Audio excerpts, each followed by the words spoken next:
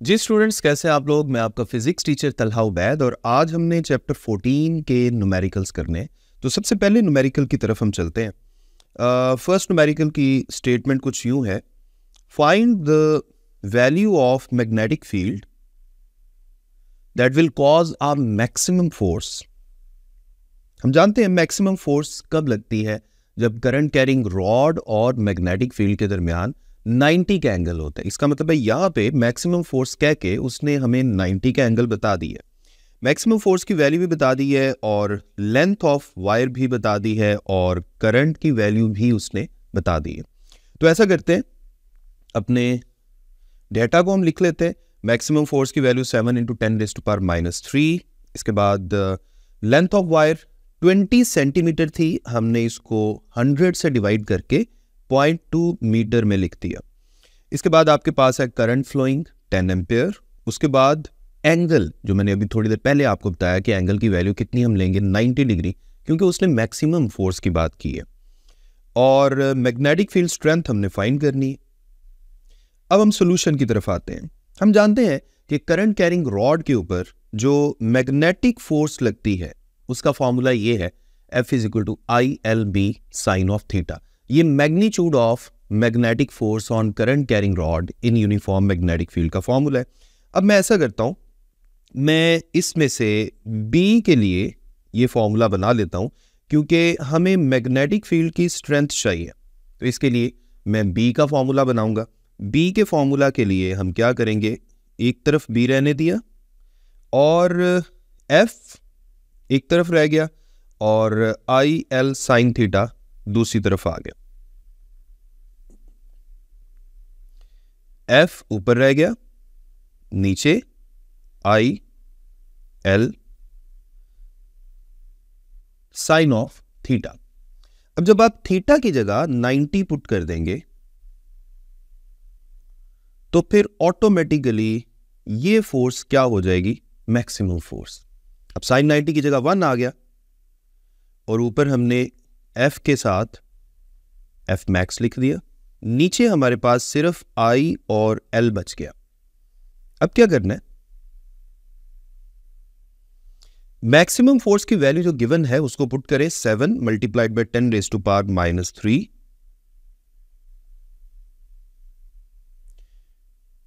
और नीचे करंट की वैल्यू है आपके पास 10। इसी तरह लेंथ की वैल्यू 0.2।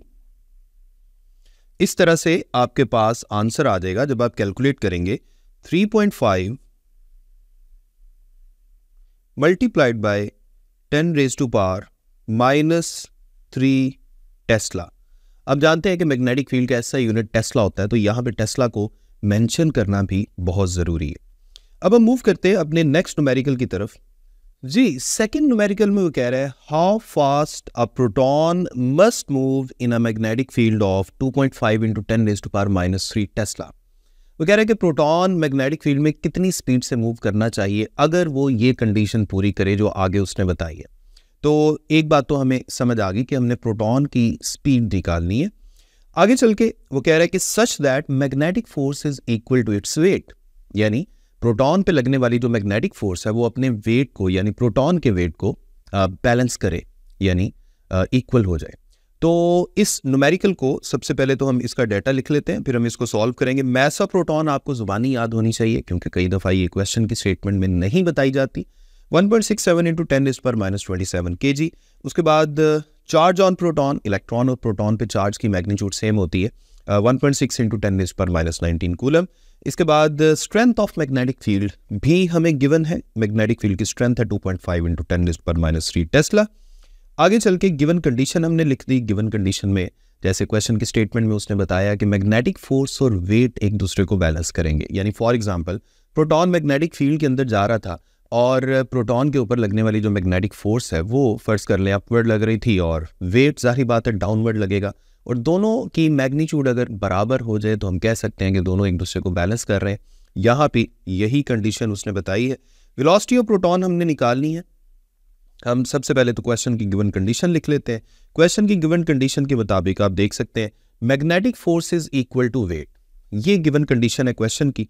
अब हम क्या करेंगे, अब हम सबसे पहले तो मैग्नेटिक फोर्स का फॉर्मूला लिख लेते हैं। मैग्नेटिक फोर्स का फॉर्मूला हम जानते हैं, force on a moving charge in uniform magnetic field, इसकी मैग्नीट्यूड का फॉर्मूला होता है QVB into sine of theta, और वेट की जगह जाहिर बात है हम mg लिखेंगे। अब उसने एंगल थीटा हमें बताया नहीं है, ये बात याद रखें कि जब भी एंगल वगैरह किसी भी क्वेश्चन में ना बताया जाए तो हम ऐसा एंगल कंसिडर करेंगे जिसके लिए जो वैल्यू है वो मैक्सिमम आए। हम जानते हैं साइन फंक्शन का आंसर मैक्सिमम किस एंगल पे आता है, 90 डिग्री पे। तो हम यहाँ पे एज्यूम करेंगे कि थीटा यानी V और B के दरमियान कितना एंगल है, 90 डिग्री, जिसकी वजह से साइन 90 मैक्सिमम यानी 1 आंसर करेगा। साइन 90 की जगह 1 आ गया तो अब बाकी आपके पास क्या बचेगा, QVB is equal to mg। अब साइन 90 की जगह तो 1 हो गया। अब आप क्या करेंगे, अब आप V को इस तरफ रहने दें और Q और B को राइट हैंड साइड पे नीचे डिवाइड कर दें, यानी ये वाला Q और ये वाला B, इनको हमने राइट हैंड साइड पे नीचे डिवाइड कर दिया क्योंकि यहां पे ये मल्टीप्लाई हो रहे थे। अब आप आगे चल के इनकी वैल्यूज पुट कर दें। V is equal to m की जगह mass of proton 1.67 multiplied by 10 raise to power -27। इसी तरह G की जगह 9.8 पुट करेंगे, डिवाइडेड बाय Q की जगह चार्ज ऑन 1 इलेक्ट्रॉन 1 इलेक्ट्रॉन कह रहा हूं, 1 proton 1.6 multiplied by 10 raise to power -19। और मैग्नेटिक फील्ड की जगह, जो मैग्नेटिक फील्ड की वैल्यू यहां पे गिवन है 2.5 into 10 raise to power -3।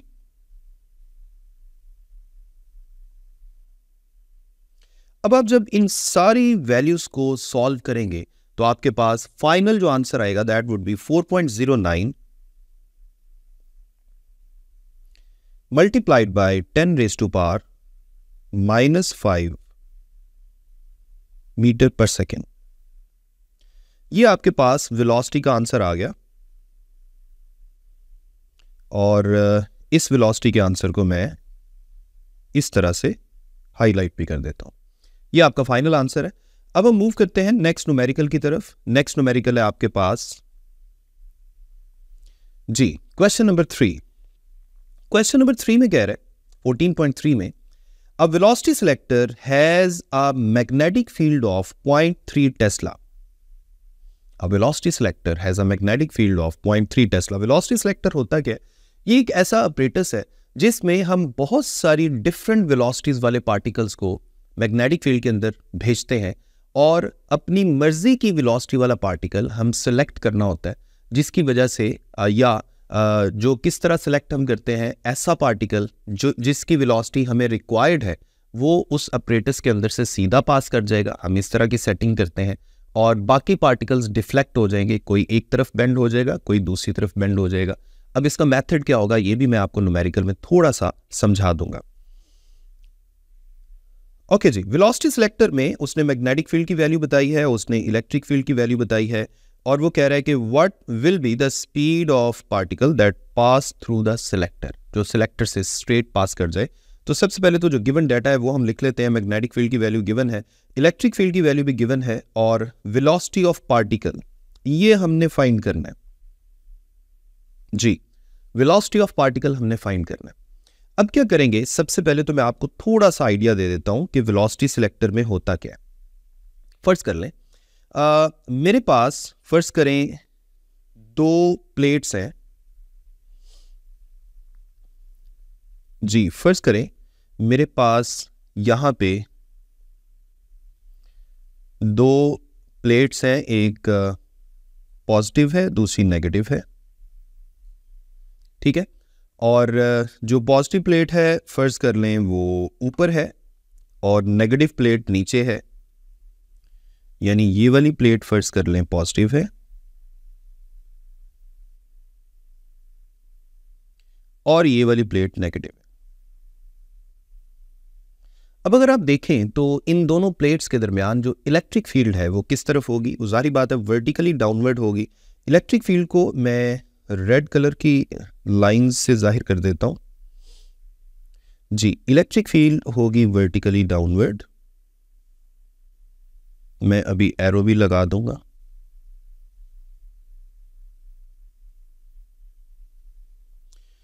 Ji,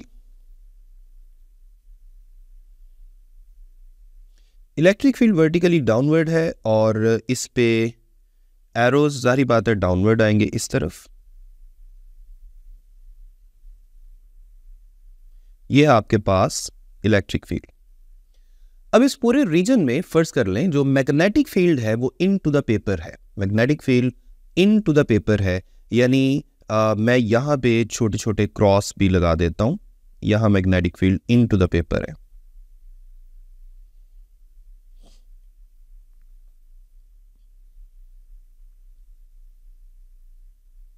magnetic field into the paper.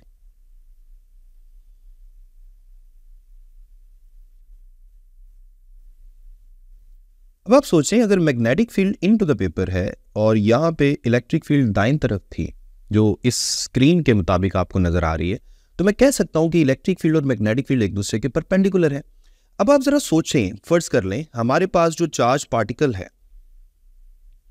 फर्ज करें हमारा जो चार्ज पार्टिकल है वो इस तरफ से आता है, इस तरफ से आता है, यानी वेलोसिटी की ये डायरेक्शन है।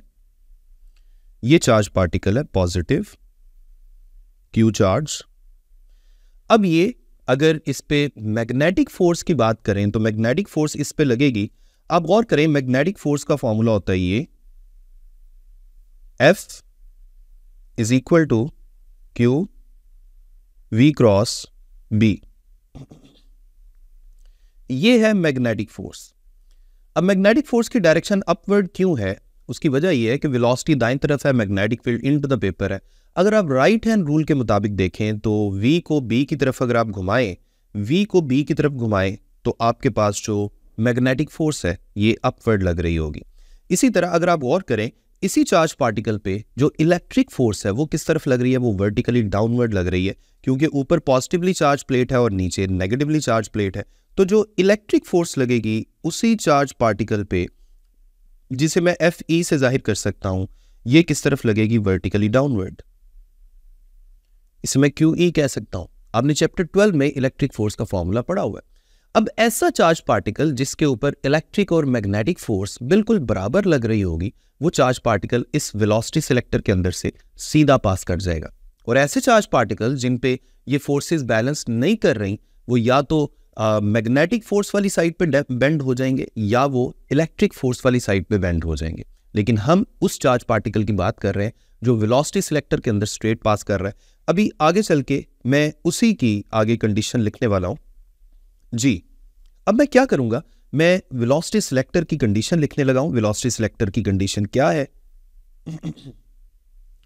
That magnetic force must balance the electric force. यहां पे मैं दोनों की मैग्नीट्यूड को इक्वल कर देता हूं और मैग्नेटिक फोर्स का फॉर्मूला क्या है, Q V B sine of theta. इसी तरह इलेक्ट्रिक फोर्स का फॉर्मूला क्यू ई। ठीक है, अब यहां पे गौर करें वेलोसिटी और मैग्नेटिक फील्ड के दरमियान 90 का एंगल था, क्योंकि वेलोसिटी दाएं तरफ थी और magnetic field into the paper थी, तो एंगल 90 हो गया। तो थीटा की जगह हमने पुट करना है 90 डिग्री। देखिए क्यू क्यू से कैंसिल हो गया, क्यू क्यू से कैंसिल हो गया, साइन 90 की जगह आ जाएगा, साइन 90 की जगह आ जाएगा 1। तो बाकी आपके पास क्या बचा, बाकी हमारे पास साइन 90 की जगह तो 1 आ गया, बाकी आपके पास बचा V B is equal to E. अब यहां से v का फॉर्मूला आप बड़ी आसानी से बना सकते हैं। v किसके इक्वल आएगा, e डिवाइडेड बाय b। अब यहां e की वैल्यू पुट करें, e कितना है 10,000, ऊपर 10,000 आ गया, डिवाइडेड बाय 0.3। मैग्नेटिक फील्ड की वैल्यू उसने 0.3 बताई है। जब आप इनको सॉल्व करेंगे तो आपके पास आंसर आएगा 3.3 मल्टीप्लाइड बाय 10⁴ और वेलोसिटी का यूनिट क्या होता है, मीटर पर second.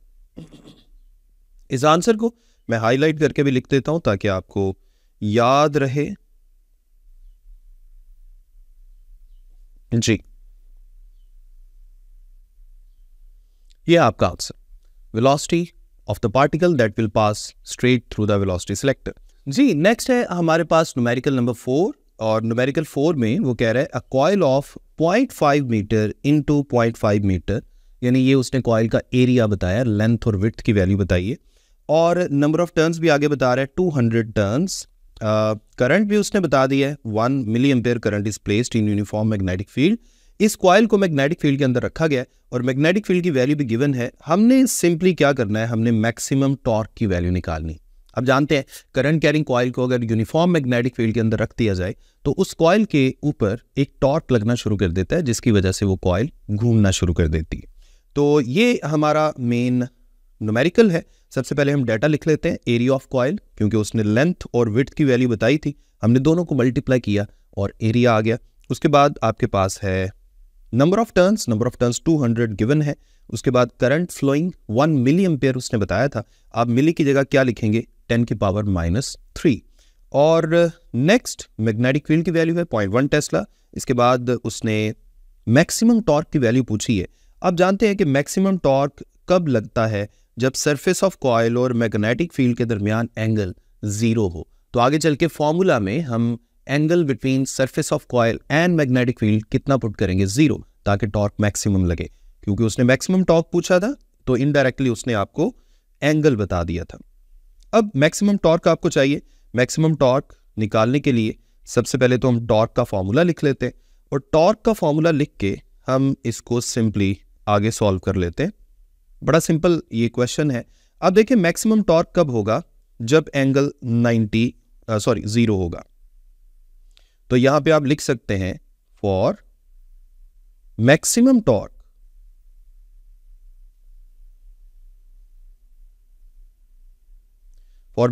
Torque angle theta should be equal to 0। अब यहां 0 पुट कर देंगे तो आपके पास टॉर्क मैक्सिमम आ जाएगा। टॉर्क के साथ आप नीचे मैक्स लिख सकते हैं, और बाकी आपके पास क्या है, N I A B, और कॉस के साथ 0 पुट कर दिया। और आप जानते हैं कॉस 0 की वैल्यू 1 होती है। ठीक है, अब यहां हमें चाहिए क्या, यहां मैक्सिमम टॉर्क की वैल्यू चाहिए, बाकी सारी वैल्यूज तो गिवन है। आप क्या करें, आप नंबर ऑफ टर्न्स की वैल्यू पुट करें। नंबर ऑफ टर्न्स कितनी है, 200।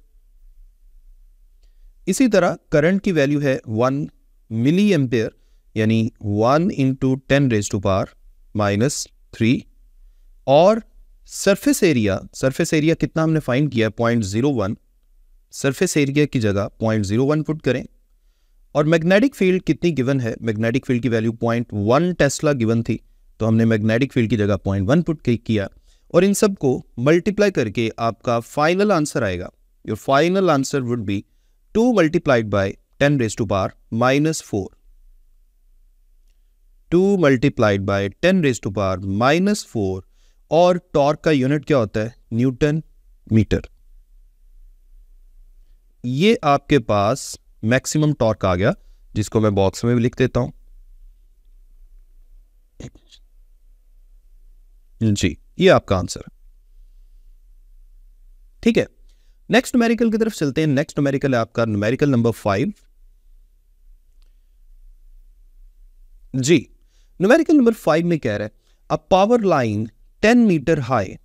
एक पावर लाइन है, जैसे ये बाहर बिजली की वायर्स होती हैं, एक इसी तरह की पावर लाइन की वो बात कर रहा है। A power line carries a current of 200 ampere, find the magnetic field of wire eight ground. Wire की वजह से ग्राउंड पे, यानी सरफेस ऑफ अर्थ पे जहां हम खड़े हैं, यहां पे मैग्नेटिक फील्ड की कितनी वैल्यू आ सकती है, ये हमने फाइंड करनी है गिवन डेटा के मुताबिक। तो सबसे पहले तो हाइट ऑफ पावर लाइन को यहाँ डेटा में मैंने radius of loop of magnetic field lines लिखा हुआ है। ऐसा क्यों, ये मैं अभी न्यूमेरिकल सॉल्व करते हुए आपको बताता हूँ। इसके बाद इसकी वैल्यू 10 मीटर गिवन है, हाइट की वैल्यू जिसको मैंने रेडियस का नाम दिया है, और आगे चल के करंट की वैल्यू 200 गिवन है। मैग्नेटिक फील्ड की वैल्यू आपने निकालनी है एम्पियर्स लॉ के मुताबिक। आप जानते हैं एम्पियर्स लॉ के मुताबिक हम ये लिख सकते हैं, बल्कि एम्पियर्स लॉ को लिखने से पहले मैं आपको थोड़ा सा समझा दूं कि बेसिकली वो पूछना क्या चाह रहा है। फर्स्ट कर लें, ये पावर लाइन है, ये वायर है जिसमें करंट फ्लो कर रहा है, यानी बाहर लगी हुई वायर है। ये फर्ज कर लें अर्थ का ग्राउंड लेवल है। अब फर्ज कर लें वैसे तो पावर लाइंस जो बाहर होती हैं इनमें अल्टरनेटिंग करंट फ्लो कर रहा होता है और करंट की डायरेक्शन मुसलसल चेंज हो रही होती है, लेकिन फर्ज कर लें जब मैंने इसको देखा तो करंट की ये डायरेक्शन थी।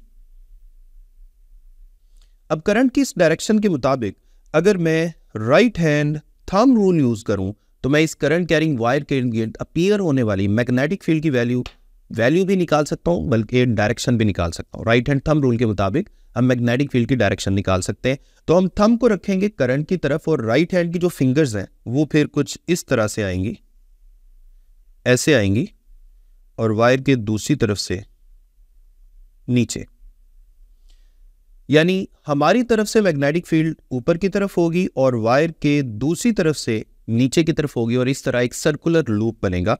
और इस लूप का जो रेडियस है ये बेसिकली है height of wire from the ground. इसीलिए डेटा में हाइट की जगह मैंने रेडियस ऑफ लूप लिखा है, क्योंकि इन दोनों बातों का मतलब एक ही है इस न्यूमेरिकल के लिए। ठीक है, तो हमें वो क्या कह रहा है, हमें वो कह रहा है कि इस जगह पे ग्राउंड लेवल पे अपीयर होने वाली मैग्नेटिक फील्ड की वैल्यू कैलकुलेट करें इस डेटा के मुताबिक। अब इसको हम सिंप्लीफाई करते हैं, बड़ा सिंपल न्यूमेरिकल है।